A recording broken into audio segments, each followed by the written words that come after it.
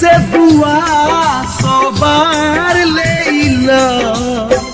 मेहदी समझ के हाथ लगली दिलावा से खुनावा हमार लेला मेहदी समझ के हाथ लगई दिलावा से खुनावा हमार लेला।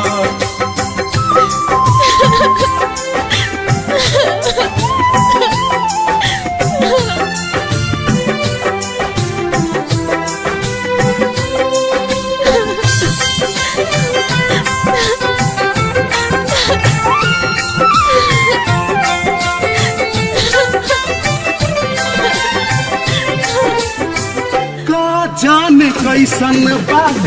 तोहर मजबूरी मुहब्बत के मरलू तोहरा जला में छुरी पीरतिया के मितिया भर गई से भइल जिंदगी आई खंडहर के जैसे भइल जिंदगी आई खंडहर के जैसे जहावा भी जइहा हंसत तू रहिया छलकत अखिया से प्यार लेला मेहदी समझ के हाथे लगई दिलावा से खुनावा हमार लेला मेहदी समझ के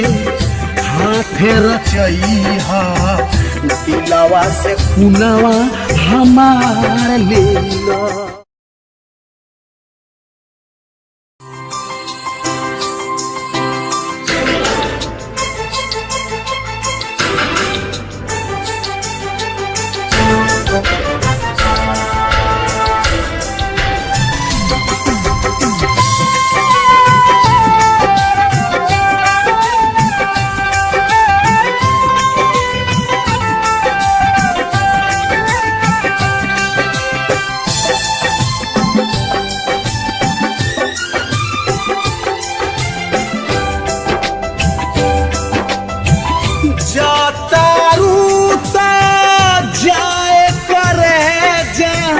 दिल से दुआ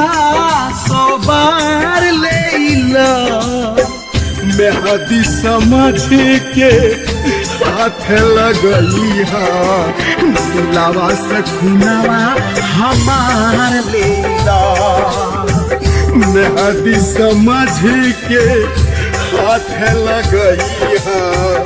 दिलावा से खुनावा हमार लेला।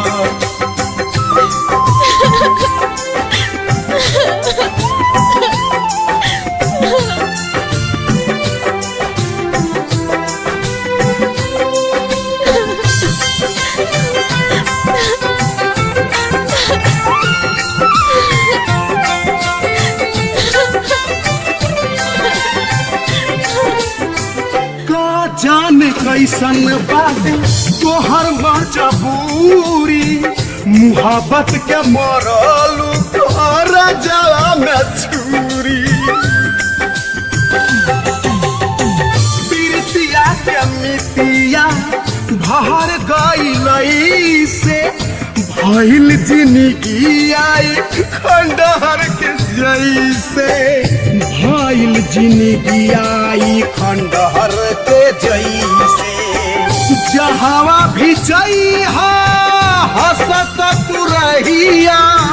छलकत अखिया से प्यार लेला मेहदी समझ के